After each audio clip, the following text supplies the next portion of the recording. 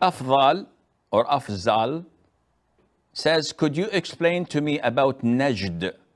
And when the Sahaba asked the Prophet ﷺ about our Najd, he said that the horns will appear from there. Please explain. That means Salafism and Wahhabism. Is that right? And refute Iraq being Najd. First of all, this is an issue. If you read the books of all the scholars from the time of the companions until recently, 200 or 300 years ago, you will find no reference, none whatsoever, to the Najd that people talk about today. Why is that? See, Najd in Arabic means a high place. So Hijaz, Makkah and Medina, has Najd. Iraq has Najd. All these places has Najd to them, which is an area that is a hill or something that has a higher elevation than them. So this is called Najd. Now, we would like to understand, is Najd referring to Saudi Arabia, Riyadh, Al-Qasim, and the area in the middle region, so that we can understand? Or is it somewhere else? Before we go into explaining it, why are you asking? He says, because people say that all deviant thoughts and all evil acts come from Najd, where Saudi Arabia is today. And on top of the list is Salafism or Salafiyah and Wahhabism. So I said, okay, let us look at the hadith. When you look at the hadith of the Prophet ﷺ, he said, may Allah bless our Yemen and our Sham. And the companion said, what about our Najd, O Prophet of Allah? He repeated, bless our Yemen and Sham. And in the third time, he said, there comes the fitan, the trials and calamities come from there. And there is the horn of the devil. In a narration, the horn of the sun, which means it is in the east. So the scholars such as An-Nawawi, Ibn Taymiyyah, Al-Khattabi, the whole 9 yards of these scholars stated that this is in reference to the area between Bahrain and Iraq. And they said that when the Prophet ﷺ condemns or speaks bad about an area, this doesn't mean that the people of the area are bad. And it doesn't also mean that the area would be condemned for the rest of time.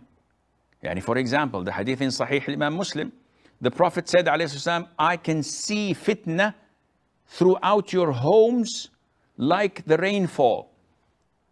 Yani it will penetrate your homes. Who's he talking and addressing?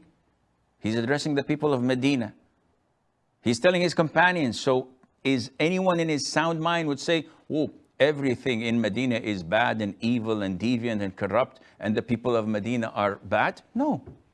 He's referring to a specific period of time and not condemning the area as a whole. If you look at Mecca, when the Prophet migrated from it, ﷺ, was it a place of Islam and Iman? Definitely not. So should we condemn it and condemn the people in it? Definitely not.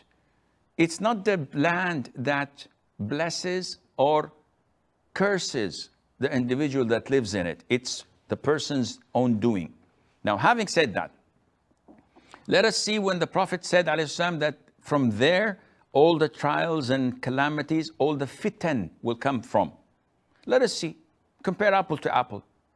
What calamities and fitan came from Najd, which we refer to nowadays as the eastern or the central region of Saudi Arabia? What fitan came from there to the Muslim world compared to what came from Iraq, from Iran, and the roundabouts. From there we had the Khawarij in Harura. We had al-Jahmiyyah, who totally ignored Allah's beautiful names and attributes and worshipped vacuum. We had the Mu'tazilah, who did what they did to Al-Hasan al-Basri in Basra, in Iraq. We had all the tribulations and all the wars and all the bad and deviant ideologies coming from Iraq. Until 200 or 300 years ago, no one ever referred to Najd as being the central region of Saudi Arabia.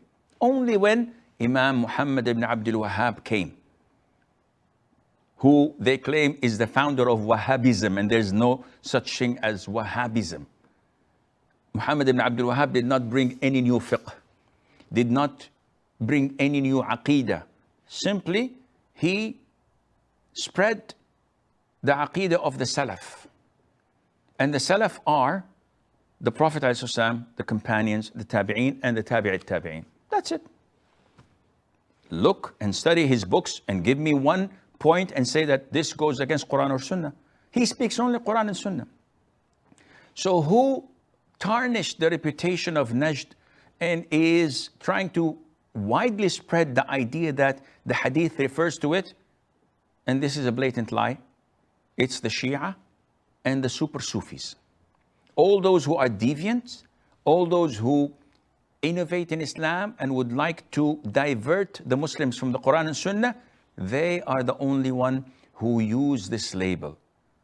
If you have any objectivity, if you have any logic, go back to the Quran and Sunnah and compare apple to apple. And tell me if what the teachings of Muhammad ibn Abdul Wahhab, what the aqeedah of the Salaf is telling people is in line with the Quran or Sunnah or not.